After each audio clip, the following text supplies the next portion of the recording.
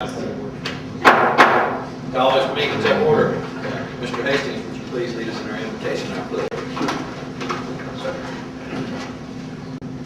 Our Heavenly Father, we're so grateful for thy care and thy love. We're thankful that you have spared our lives right to this very moment. We ask you to bless this meeting that we might discuss the things that are most beneficial to the school system of Lincoln County and how to best prepare our students for the future. Be with us, give us the wisdom throughout this meeting to make the proper decisions. In Jesus' name we pray. Amen. Amen. I Pledge allegiance to the flag of the United States of America and to the republic for which it stands, one nation, under God, indivisible, with liberty and justice for all. Thank you, Mr. Hastings. I want to take this time to welcome our visitors. Y'all have any non-agenda item y'all want to bring up? Now is your time. If not, we'll move right on along. I'd like to ask Mr. Clemens to come on up.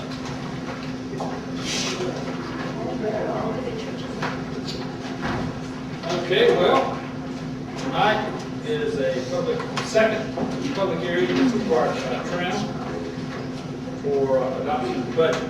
And I have placed before you a binder of the proposed budget for next year. And with it, in front of the binder is a suggested motion that you can make after we get through our conversation. This is a public meeting, so anyone in the room is welcome to ask questions or make comments about the budget. This would be the final action to adopt the budget, but of course, it's subject to change at every meeting. So even though it's adopted tonight, it can be changed at the very next meeting. So it's really it's the end of the process, but the beginning of a different process. The first thing we need to discuss, of course, according to TRAM, is the millage. And I think we went through some of it before, but if you will, before we get into all that, if you'll look at the second page in your booklet, it's got a little spreadsheet. It's got all the fine print on it. That would be the revised budget. And then the next page is the spreadsheet of the changes with that bright yellow, the changes in each fund from what was advertised. And I do this just so that you can be assured of some fidelity in what we advertise and what we actually put in the budget. So we'll come back to that in just a moment. But let's talk for just a minute about the required level of effort. Go with me to page. There it is.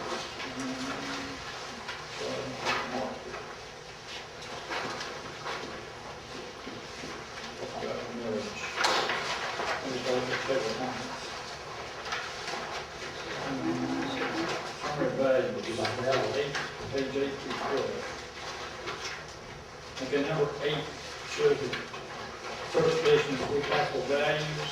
Line 4 on page 8 is the amount that the tax appraiser certified to us and turned into the state of Florida. When the state of Florida gets all those certified values, they put everybody's numbers through this big, huge algorithm, and what pops out is the required local effort and the additional millage that we can levy as well. Go down to page line 14. You see the current year rollback rate, 5.237. The current year local board rollback rate, below that of 2.329. The point of this is we're supposed to compare the required local effort that they are suggesting that we impose with the rollback rate. The rollback rate would be the rate that we would have to impose in order to collect the same amount of dollars that we collected last year. And, interesting that the county commissioners has adopted the policy now that they always adopt the rollback rate in their first budget hearing, and then they readjust it in the second hearing. Because you can't increase your millage once you had your tentative budget at the hearing. whatever millage you set, you can lower it, but you can't raise it. Seems like a waste of motion if you're not really intending to adopt a rollback rate, but maybe they get some credit for lowering the rates when it comes time. I'm not sure what the strategy is exactly, but we didn't do that. We didn't adopt rollback rate because it didn't yield that much different from money. So what we do is we adopt, or suggest that we adopt, what the state calls the required local effort. That's the amount of millage that we must impose in order to participate in the FEFP program. So we do adopt that, or we always have, that is.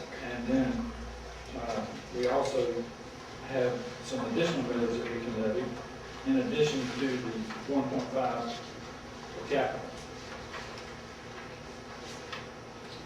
So as you can see, what we have laid out here, required local effort being 5.086 which includes a prior period funding adjustment of 0.013, local capital improvement of 1.5, and the basic discretionary operating millage of 0.7480.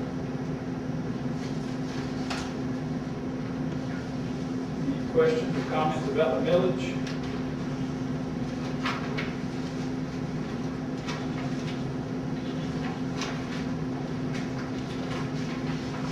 Hearing none. Propose a motion that we adopt the resolution.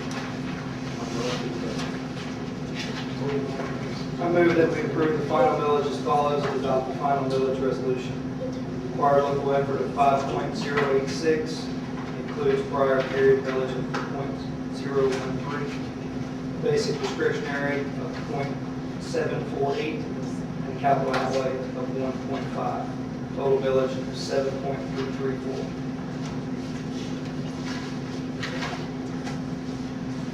Second. Got a motion and a second, any further discussion? Seeing none, all those in favor of the motion, please say aye. Aye. Any opposed, say no. Motion carries. Before we go into the budget, let's look at page 22 of the handout. You'll see what you just imposed, the millage that you just imposed. The actual net change per household is only about 3 cents per thousand. So compared to last year, it was $7.30 per thousand. This year it's $7.33. So it really effectively didn't change the millage to speak of. Okay, so then let's go on to the budget, and we'll talk about that some if you like. The page, the second page in your handout is replaced spreadsheet.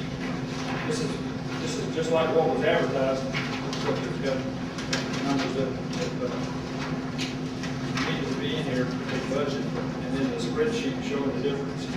If you look at the spreadsheet, it's got the yellow columns. There's a difference of $717,000 in the budget that we advertised and in this budget. And if you look at the very special revenue column, it's $805,000 change.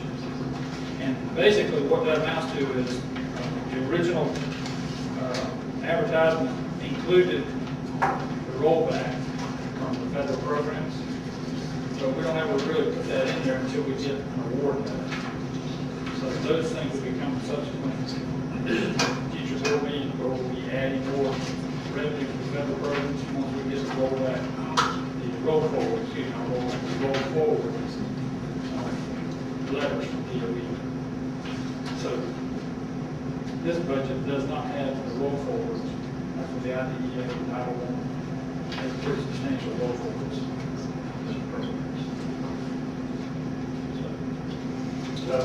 What I do is that when our budget is going to be right at $64 million, is that correct? Yes, sir.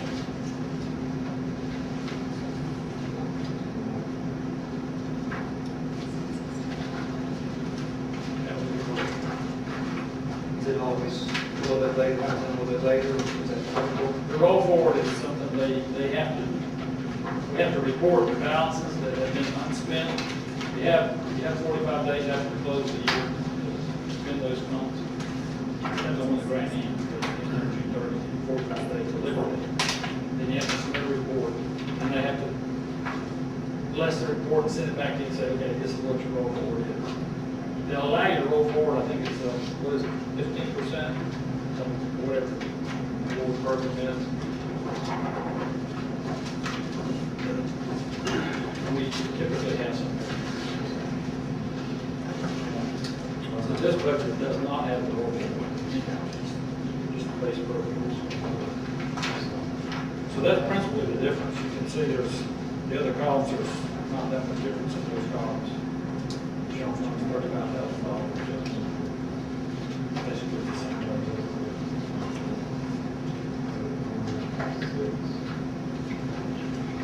Any questions or comments? Or see it done a different way?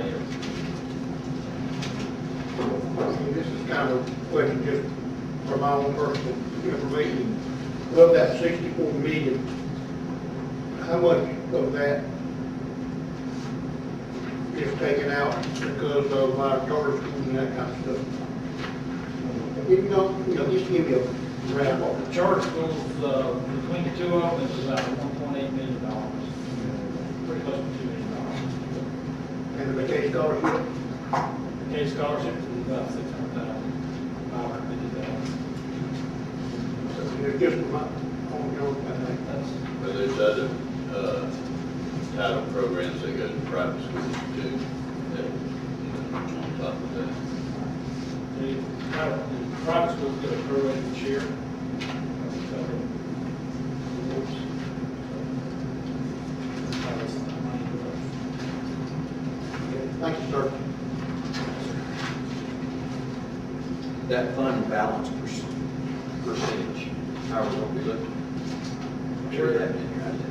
Yes, sir. We're going to end up at about 3.48%, which is positive territory. Yes, sir. If you look at the second page, you'll notice that the fund balance did slip a little bit from where I had forecasted it to be. We pulled about $45,000 out of there. So we have to do some reclasses for capital expenditures, so. Look at that long sheet that's got the yellow columns. At the top of that general fund schedule is a change of $35,000, $45,000 is a change in the fund balance.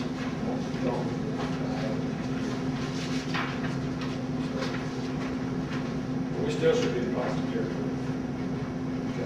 Overall, the fund balance is about 5%. Right now.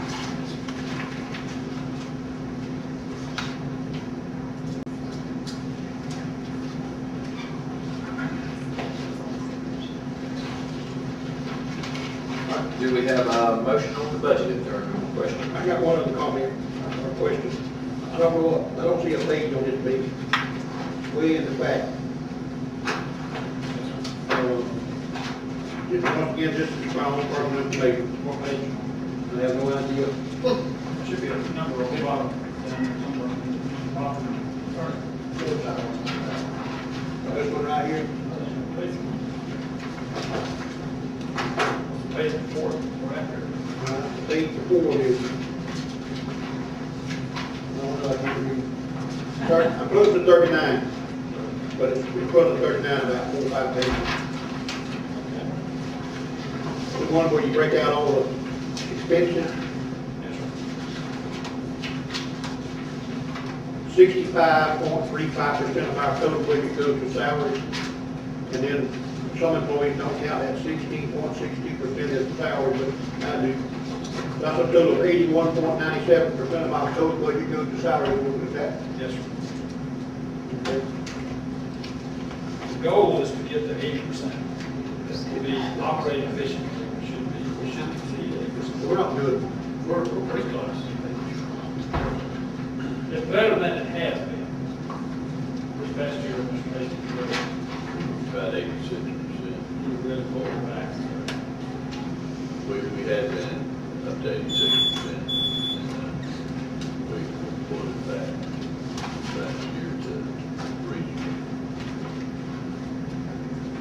So that's kind of 8%, 8%. that's kind of like the average, I mean, Yes, sir. that's what everybody's being taught to say. Business practice, not to exceed 8%. They got a lot of reading that they do.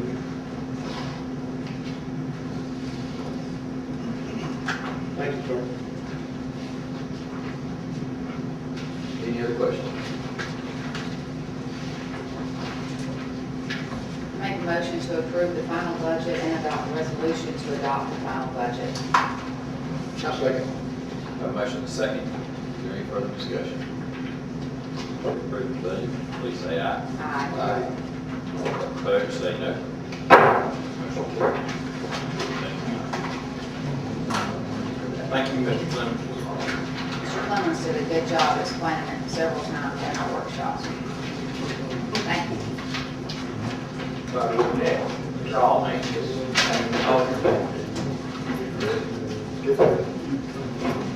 are focused.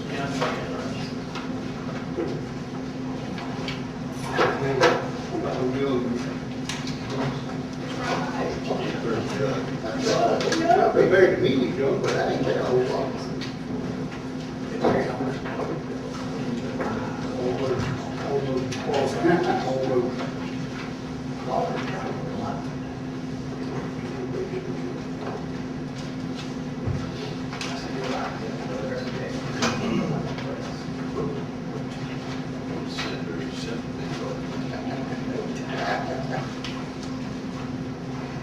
She's guaranteed a crown in heaven.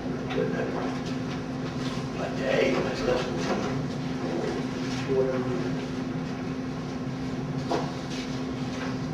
Whenever you're ready, sir. Good evening. We have the annual pupil progression plan report with notes for the changes, revisions, additions. This year, I have to say, is probably one of the most challenging years yet. The state did not even release their technical assistance paper until about 2 weeks ago. While in Duval for Common Core, Mary Jane Tappan came to talk to us, and she said, I understand that you will not have your pupil progression plans ready by the start of school. But we have to work through this language that the legislators put in there, the changes that they've made, especially with assessments and of course exams. So much of what we'll talk about tonight, especially the bigger items I'll cover in more detail, have to do with the end of course assessments and requirements for the new standard diploma. We will go over all the changes, and I won't spend a lot of time on those that are more minor. The first one on page 7, and if you do have a copy of this, so if you want to write notes and questions on the column, or you can stop me anytime, that would be fine. The first one has to do with the new financial debt, sir. Table of contents, process stricken through. I always strike the whole table of contents because when we restore it, we'll have new page numbers. Thank you. Well, you will be redoing Yes, this. we'll redo the table of contents and we'll add the new numbers, but until we do the formatting, it wasn't worth trying to put in new page numbers. Thank you. The first item is the new financial literacy associated with high school economics. And this is what you hear in the news. You hear it from legislators. Our students do not know enough about financial literacy, and they make bad choices about loans and so forth. So they are going to insert that in high school economics. I think it's what the governor said, something like that. So- Excuse me. I'm sorry. No problem. 17 trillion, that's 600, right? This is a big new requirement. The English language arts block will now cover 120 minutes, at least 90 minutes being uninterrupted. Our elementary schools have always been challenged with the number of minutes of instruction that are designated for courses. Now you're adding additional minutes for reading. People want to know what happened to the arts and other subjects. And you have those numbers like this, 120 minutes. It's hard to have much flexibility in your schedule. You have math needs, you have intensive math needs for students. So our challenge is to include the 120 minutes of reading and writing and so forth, but also cover social studies, science, core subjects, and then some electives. So that is a big change, and they're adjusting to that in their schedules now. They've actually had to make that adjustment for this school year. Page 10, beginning 2013-14, there will be a civics course exam, and we already have that exam. Standard day of Connersville inserted the civics in the course into our curriculum. It was supposed to be a requirement that they take and pass before they move to middle and high school.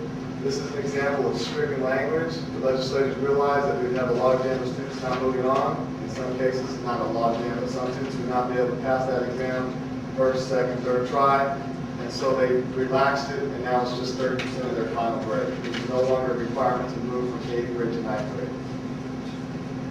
Page 10. We have this, sir. Make that exam look. That's made, Florida Department of Ed along with Pearson. They bring in test writers, and then they will have a blueprint, and then they'll do the tests, pilots, so forth, until they get the validity and reliability that they need. And then they started with just 30%, then they said it was going to be for credit. In this case, they don't have credits in those schools. So it's mainly Pearson and the Florida DOE partner on that. Thank you. You're welcome. Dr. Renee? Yes. Is that different from what we heard in May at the legislative review? That's what we heard, and that's what we're waiting for, the technical assistance on that. You may have heard otherwise, but I'm working on the most recent document. I don't recall if it was different in that meeting. Career and education planning courses in middle school. All middle school students need to have a career plan. It should include academics and also a career and college plan. And you should use online resources, surveys, inventories, so forth. In the past, we were using choices. We will probably continue to use choices, but we will also explore other programs. Students who enter 9th grade in 2011-12 and later must pass the FCAT with a scale score of 245, eliminating the old scores. The old cohorts will continue, but we're starting to see these old cohorts graduating, no longer in the system, so that 245 that's the number we're working with. When a student says, I haven't passed the FCAT, it's probably because they don't have that scale score of 245. And the ACT concordance scores are much more difficult, and they require a much higher score than in the past, so we have students that are really challenged to get either that score, the 245, or an ACT concordance score, because they've actually bumped those scores up. I'm not going to cover the EOC requirements in this section, but it's referenced in this part of the document, and I've updated it to include the new cohort EOC requirements. Sometimes we have these assessments mentioned in more than one place in the document because it covers K through 12, so that's what happened here. We have new alternative assessment language, and I should take this opportunity to thank all the instructional team, in this case Dr. Hall. I sent out a notice that I need all legislative changes for your department, for your area, and the team is always good about getting that information to me. They even tell me where it's found in the document. So this is a team effort to put this document together. It takes a lot of time, and I appreciate all their help with this. Page 26, we have the Florida Academic Scholar. I just want you to take note of how this, talk about a moving target.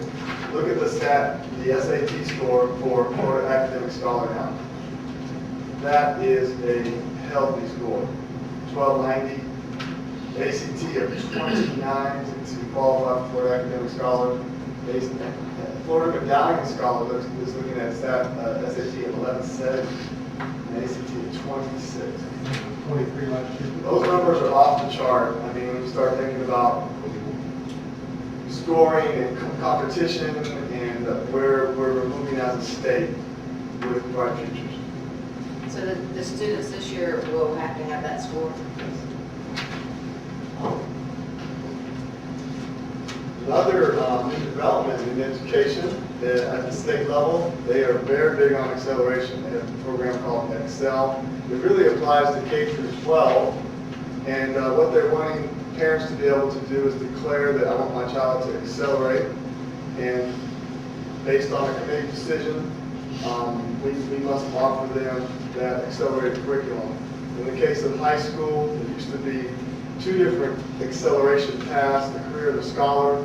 They've been eliminated, although those that were in it are still under the grandfather of the old system. The new system is 18 credits with a GPA of 2.0. You only need 3 PE requirements. Without the PE requirements, sorry, and only 3 credits in electives. I had a guidance counselor call me today with the news that 3 students want to exercise this option. And I said, well, why? Why do they want to exercise this acceleration? Well, they want to get out and go to college. I said, well, why don't you talk to them about dual enrollment? Because they want to go to college, they're going to exit our system and go pay for college. So this is a guidance issue. We're having an ETEC guidance workshop on September 10th. We'll continue to work through these issues, but more students are going to try to leave early for whatever reason. And our job is to counsel them, give them the guidance. You know, that also leads to loss of FTE. Students that are unprepared and ready to go to college and ready to go to start their careers, but the state is pushing this agenda. So we have to somehow provide the right education for our students and for our educators. And these decisions are made. Is this for any current student? It Or is. is it for 9th grade beginning this year? This is supposed to be for any current So student. if they're in the 10th or 11th grade, they could even. Well, I plan to call because of that call today. I actually probably received that call at 8 a.m. I plan to call the DOE to get that final word on that. That might have an impact on how you work this. Might. Right, okay, thank you, Dr. You are quickly. Money-wise, what's the difference money-wise between a medallion and an academic scholarship? Yeah, I mean, can you have a clue on I believe the academic scholar is 100%. the, 75%? Other than that.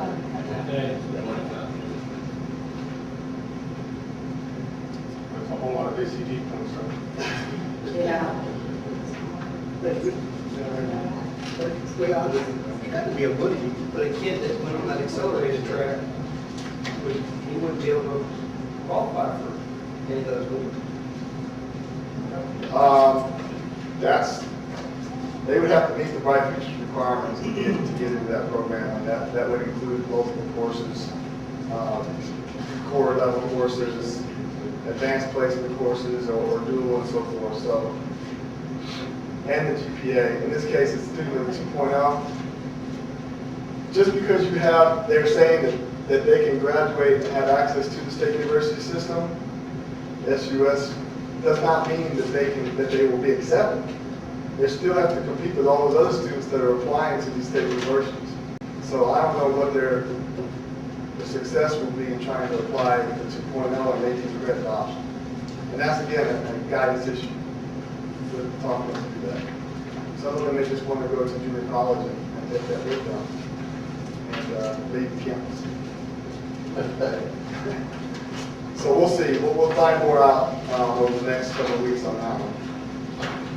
Page 31, we have new ESOL language. Valerie provided several changes that were legislative and literature and statutory. So this is one of them. It has to do with the date entered a U.S. school, required data elements for our MIS people. Take an opportunity to talk about our MIS folks. We talked about guidance. We talked about other educators being aware our MIS people have been just completely overrun with all these data elements, with different cohorts, different requirements for different cohorts.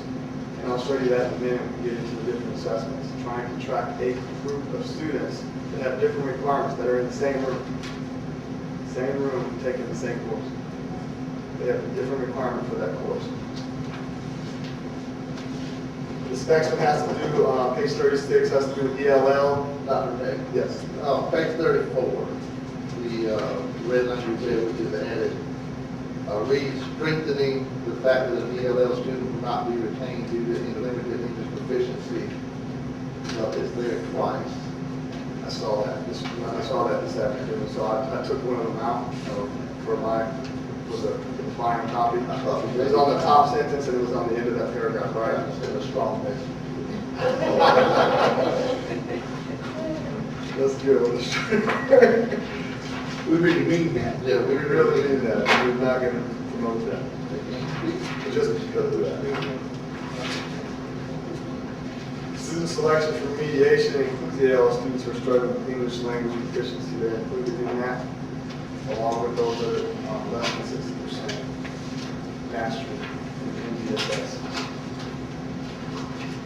Page 42, we have the remedial course requirement and content area course with remediation strategies, and that would be a CAR-PD teacher that's trained in those strategies. A level 2 student could be in that class with a CAR-PD teacher and not take intensive reading. This is something we'll probably explore more in the future with FTE and lack of funding from the state, is that students that receive a level 2, and let's say they're a bubble student in the past, they were level 3 on FCAT, rather than put them in intensive reading class, you could put them with a teacher that has CAR-PD training.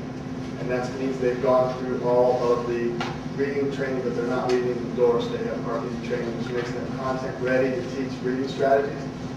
So that's something we will look at to see if it's in the best interest of the student life, especially if they've been a level 3 in the past, the previous year. But to offer, and whenever we do staffing and we start looking at numbers, those groups of students that don't pass the FCAT, if you put every level 1 and level 2 student into an intensive reading class, you've just squeezed out electives. You have to have a teacher to teach those students. So if we can do it across the curriculum, that's something we will consider. This year, we're providing an intensive reading class. So you're telling me, all right,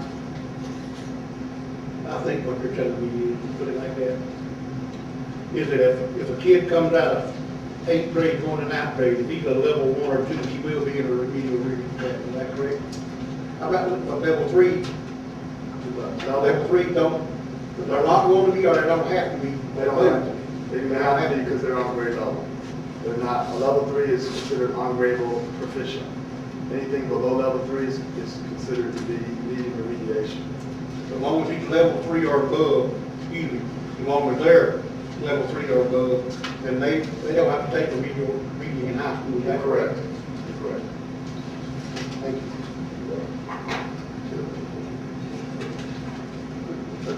Page 44, I have just one example, but it's a lot of document where we've included NGSS and Common Core state standards. And the reason why we're retaining NGSS, this is something that most people don't know, that the Common Core only includes reading and math. And there are literacy standards that are Common Core literacy standards that cover the other content areas, social studies and science. But the exams are written to the next generation Sunshine State standards for those until the future. And same with our current testing, it's all NGSS, and we're going with a blended model, but currently they only have standards for reading and math in Common Core. So we will continue to include NGSS, even though they have literacy standards for the other core areas. For instance, the civics exam is going to be written to the NGSS, not to the NGSS and the Common Core. If it was written to the Common Core, it would have a writing component, it would have a different look altogether until we get to that point. Page 44. This, I did contact the state today to get some more guidance on this one because Mr. Turner pointed out the other day, the way the credit system is set up, the students are supposed to be earning a half credit every semester. But they have this requirement that 30% of the final grade must be comprised of the end of course exam. Well, really that means if you give them a half credit at the semester and you're waiting on that 30% out here, it affects what happens to the overall grade.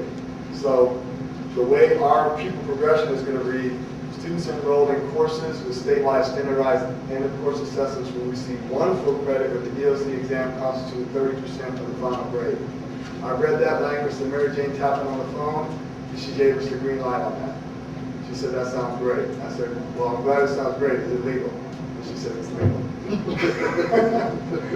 So that was good news. Because we do have our entire MIS system has to be built upon this, and she knows that. She knows the struggles that our MIS folks go through right now. The minimum ACT in to get into our dual enrollment programs is listed there. And now we're including the PERT language and we're striking the CPT language. So the reading is 104, writing 99, and mathematics is 113 to qualify for dual enrollment. So it's clearly stated now in our pupil. The CPT is no longer everything. CPT is no longer, but if you ask Henry Ben-Lolo, he'll tell you that it's still alive. But really, all districts use the program. He's at the Central Florida College, he's their assessment coordinator, but everybody's using the program.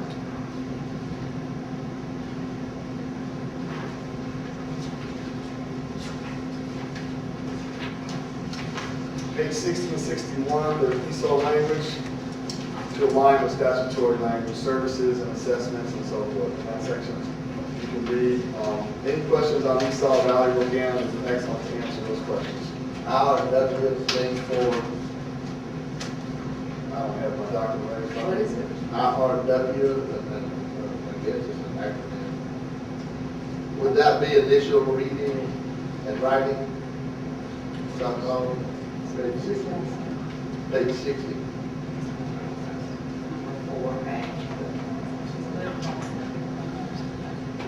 I'll get you an answer before we leave tonight. I'll get back to you. Initial.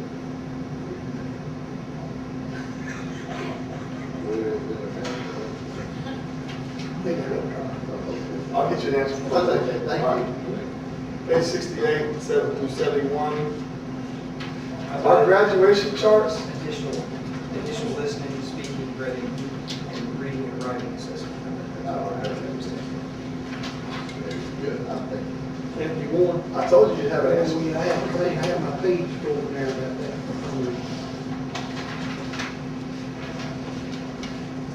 Okay, the next page is 68 to 71. Assessment charts, updated, removed section 10, graduation requirements. Excuse me, those graduation charts.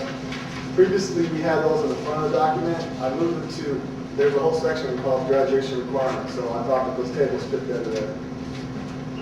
There are some changes to those tables, and the language is stricken, and it's very small print.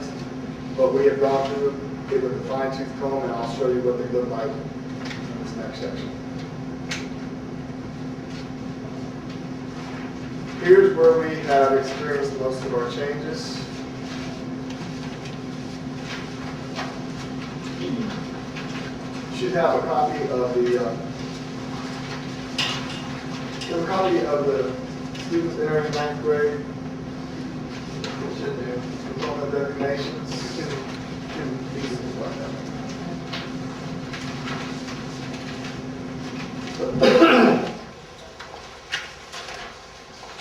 That is the same as what's on page 72 and 73. Looks like this. This one. Oh, yeah. Okay, you're ready. Pretty good. You're ready to go. All right. You better on than you thought. Great.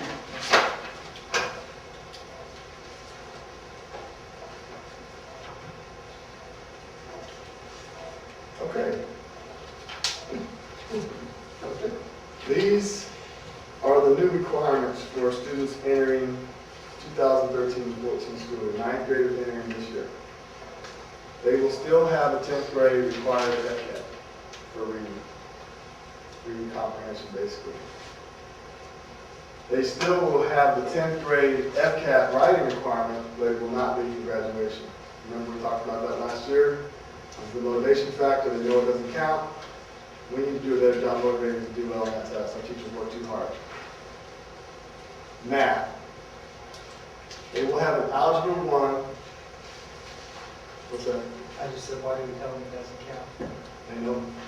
They're word of mouth, and it doesn't take long once they find out it's not. Also on that website where parents can track, I think that they are also. Our teachers aren't telling that, that's for sure. Yeah. The students may not do a lot of voluntary research until it affects their grade. What is that website? Yeah. Free time. Well, the parents can track their students from the school graduation. Turn around, easy. I mean, we have the parent portal, and You talking about one deal we have? Yes. What about facts.org? Ah, that's it. Facts.org. They can find it there. Yes, they can. Okay, the math requirement. Algebra 1 is a must-pass EOC, and it is 30% of their final grade. So, the student can take and pass Algebra 1, because let's say the 30% doesn't knock them below, but that just means it populates the credit. That assessment requirement will be under an assessment window, and they will not be able to walk and get a diploma without passing the Algebra 1 in the course exam. That's a big one for our students. The legislature has removed the geometry must-pass requirement. As a matter of fact, they did that in the spring, and it caused us a lot of issues with MIS and so forth, that we were set up to actually have it count full credit. Now it's just 30% of their final exam. They need to have 4 math credits. 2 of them are Algebra 1 and Geometry for a standard high school diploma. So, I mean, if a cat don't, if he doesn't take college math, then you take Algebra 2, then what's left out the Algebra 2 if you don't take college math? If you don't take college math, if you are just a standard diploma seeking student, there's math for college readiness now based on your PERT score.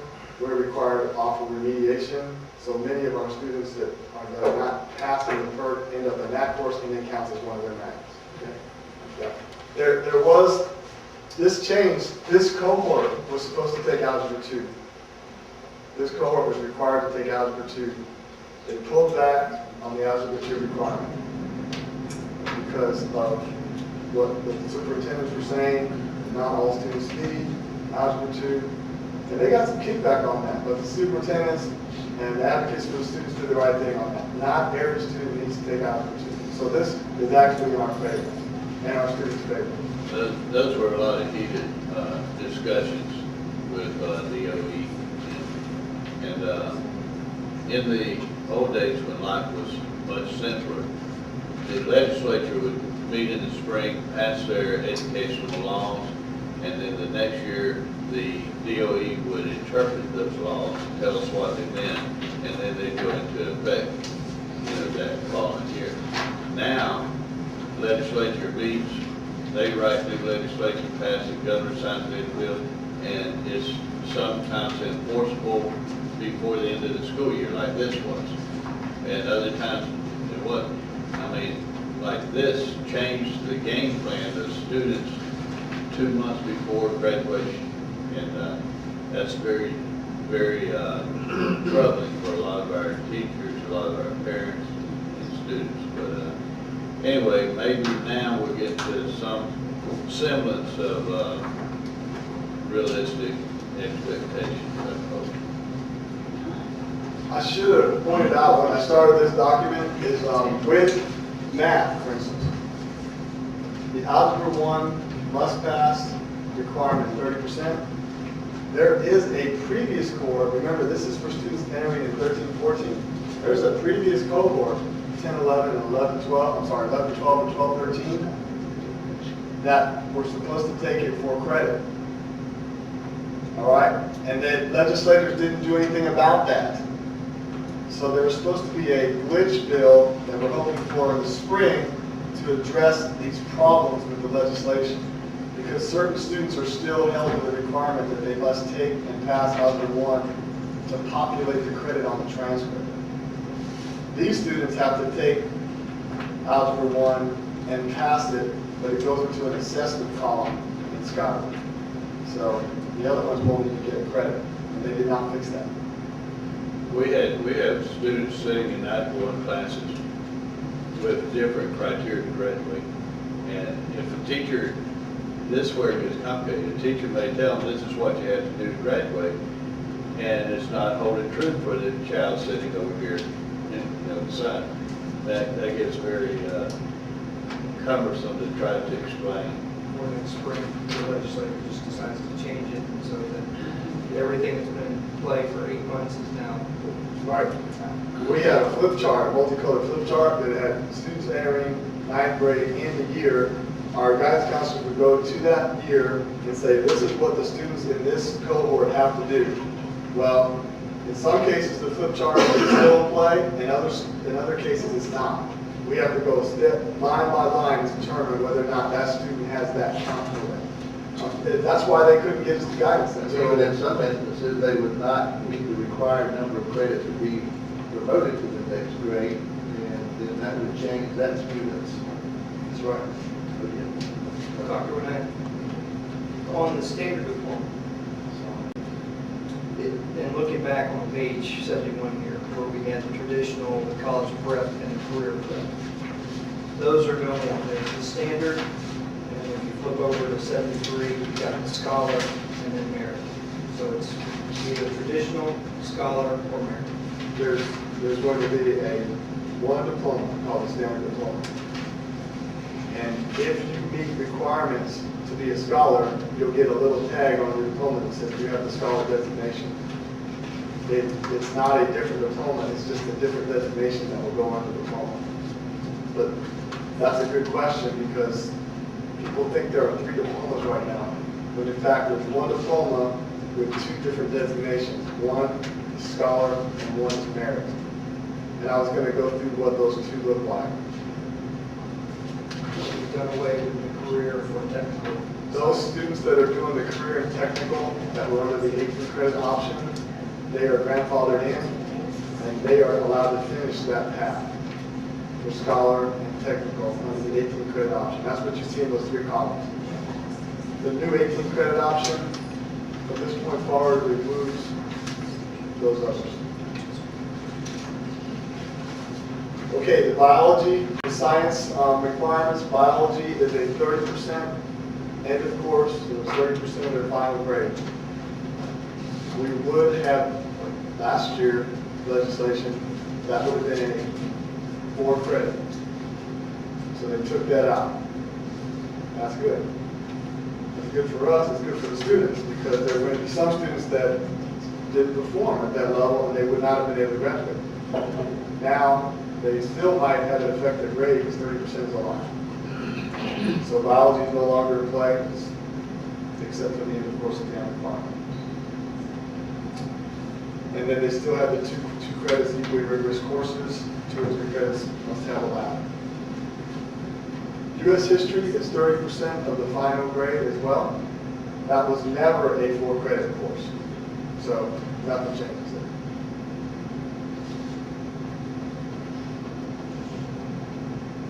You have your world history and economics that have to have that financial literacy. I'm going to move into, So right now, there's only 2 must passes, is that correct? yes, Do you think they're gonna change that soon, Agent? no. You don't think it'll ever be at all 4? Matter of fact, Algebra 1, in future legislation, I think it's starting in 14, 15. If you don't pass the Algebra 1, they will not bring the FTE for that student. I read that in recent technical assistance paper. So every one of those students that takes Algebra 1, it's not just going to be whether they are in attendance, but in order for us to be paid for those students and receive FTE, they're going to have to pass the USC. That's everybody, so everybody has to take out the 1, right? Yes. So there won't be some adult for everybody. Everyone has to take it, but for those that don't pass it, they won't have to receive FTE. Check out, we won't get FTE for that class period. Correct, that's true. Not for. Yeah, for that So class. 5 years, whatever. Yeah, for that class. Check out that in the 8th grade. In the 8th grade, they may have some different language.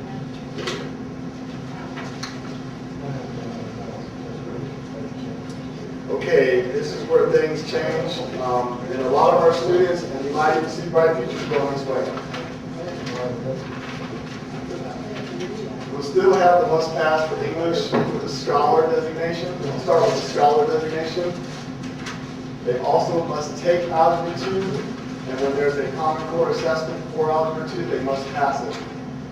They must also take statistics or something that's equally rigorous. That's for the scholar designation. This is standard diploma with that tag, it's the scholar designation. Do we offer statistics at every school?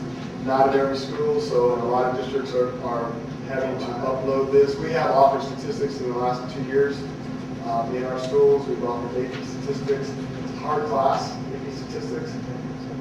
So we are building the curriculum based on this legislation. That counts on math. Yes. Science, for the scholar designation, and imagine guidance counselors having to keep track of this for students, because students are going to want to know, do I qualify for scholar designation?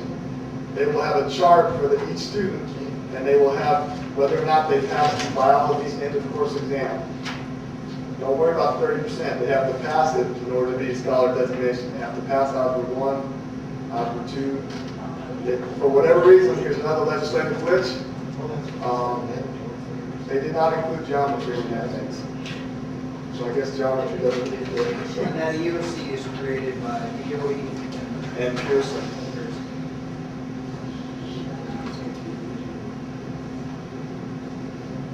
U.S. history is a must-pass for the scholar designation.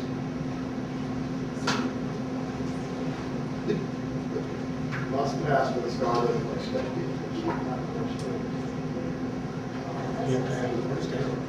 I'll tell you what I hear from social studies teachers.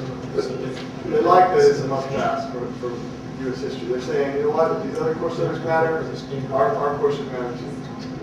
So when they're very serious about it, our end of course exam, U.S. history, compared to local districts, was off the chart. And Brad Penny and some of those folks that helped write that exam, help create our district level, they think that it was aligned. And again, we didn't have Pearson's test to look at, but they built it together, ours, and they did a wonderful job in how the students performed on our EOC, our LEA. They performed just as high on the state EOC. I just had a new U.S. history teacher ask me who we should talk to, and I sent them to the teachers that helped with that. Yeah, I don't know that, definitely there's a correlation, but the history teachers that helped write these assessments, their students were head and shoulders above those that didn't. And you can say whatever correlation there is may not be, say that that's totally it, but I do know from looking at the scores that those teachers who helped and got involved in the summer and came and helped do that, their students did very well. And in the case of the item writing for U.S. history, they helped create the blueprint and template, and then folks came in to help write those items, so it wasn't like they were privy to this information. They were just involved from day one on what goes into this assessment, what do the item specs look like at the state level. We want to make sure that we align with those item specifications. That's how serious they were about it. And that's why our end of course exam numbers, compared to the state average, we are above the state average in almost every EOC in this county for high school. They did a great job with that. Okay, I'll finish up with the merit designation. It's basically everything that you would have in the standard diploma, the one I showed you to start with. And then there are, in addition to the requirements for a standard diploma, students pursuing a merit designation must attain one or more industry certifications. So just by attaining one or more industry certifications and meeting all the requirements of a standard diploma, you will receive the merit designation. That's good. Our students do a great job on that. They're above state average on industry certification tests in our county as well. So we expect that several students will qualify for both merit and scholarship based on our test scores. Okay, just about done.